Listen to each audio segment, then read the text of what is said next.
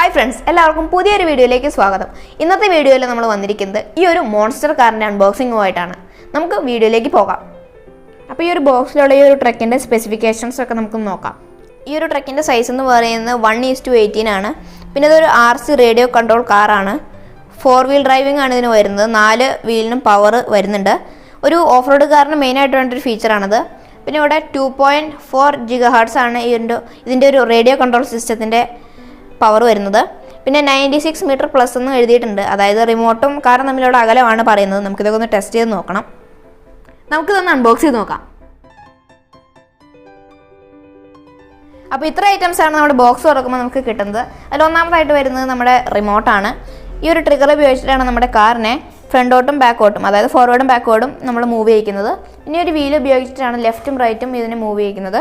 ഇനി ഒരു സ്വിച്ചാണ് ഈ റിമോട്ടിൻ്റെ സ്വിച്ച്. ഈ റിമോട്ടിന് വരുന്നത് 3.5 വോൾട്ടിൻ്റെ AA ബാറ്ററിയാണ്.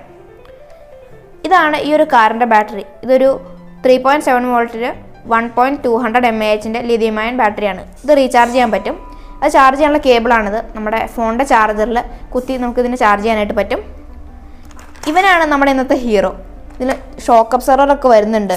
ഇതേപോലെ നമുക്ക് ചെറിയ അത്യാവശ്യം ആക്ഷനൊക്കെ ഉണ്ട് ഇതിന്. ഈ ഒരു ബോക്സിൻ്റെ ഒപ്പം കമ്പനി യൂസർ മാനുവലൊന്നും പ്രൊവൈഡ് ചെയ്യുന്നില്ല. നമുക്കിതിൻ്റെ ചാർജിങ്ങിൻ്റെ കാര്യങ്ങളൊക്കെ ഒന്ന് നോക്കാം. അതിനായിട്ട് നമ്മുടെ ചാർജറിൻ്റെ കണക്ടർ, നമ്മുടെ ബാറ്ററിയുടെ കണക്ടർ തമ്മിലൊന്ന് കണക്ട് ചെയ്യുക. തിരിച്ച് കണക്ട് ചെയ്ത് ഇത് കയറത്തില്ല. എന്നിട്ട് മറ്റേ അറ്റം നമ്മൾ ഏതെങ്കിലും ഒരു USB-യുടെ ഫോൺ ചാർജറിലോട്ട് കണക്ട് ചെയ്യുക.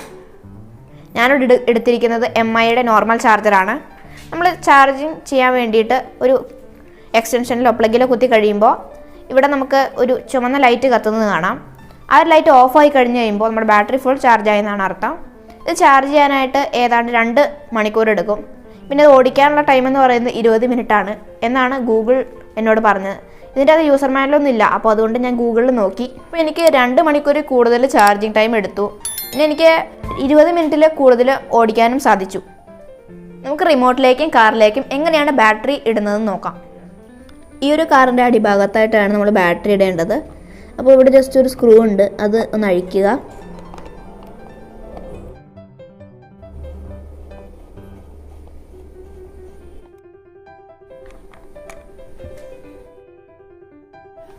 എന്നിട്ട് ഈ ഒരു ബാറ്ററി ഇതിലോട്ട് കണക്ട് ചെയ്യുക.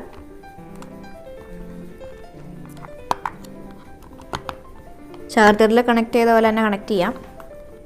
എന്നിട്ട് ഒരു അടപ്പ് ഇതിലേക്ക് ഇടുക. എന്നിട്ട് സ്ക്രൂ ഇട്ട് ഇതിനെ അടയ്ക്കണം.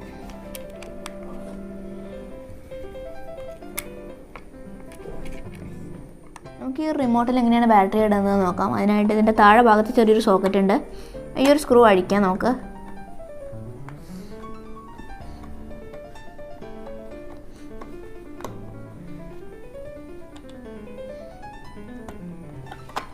അതിനുശേഷം 3 AA സൈസ് ബാറ്ററി ഇട്ട് കൊടുക്കുക.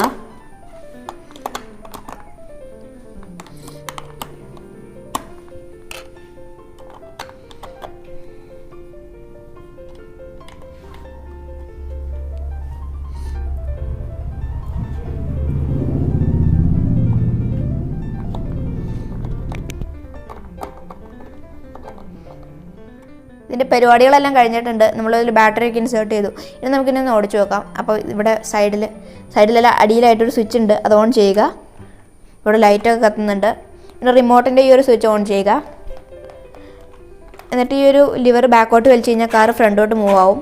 ഈ ഒരു ലിവർ ഫ്രണ്ടോട്ട് വലിച്ചു കഴിഞ്ഞാൽ കാർ ബാക്കോട്ട് മൂവ് ആവും. പിന്നെ ഈ ഒരു വീൽ ഉപയോഗിച്ച് ലെഫ്റ്റും റൈറ്റും കൺട്രോൾ ചെയ്യാനായിട്ട് സാധിക്കും.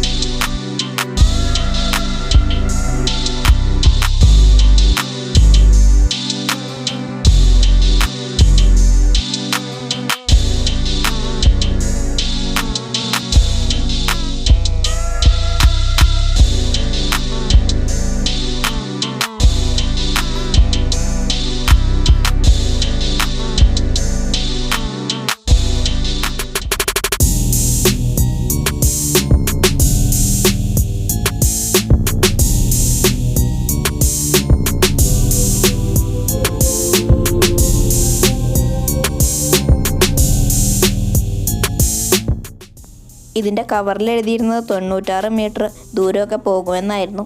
പക്ഷെ ഞാൻ ചെക്ക് ചെയ്തപ്പോൾ അത്രയൊന്നും പോയില്ല.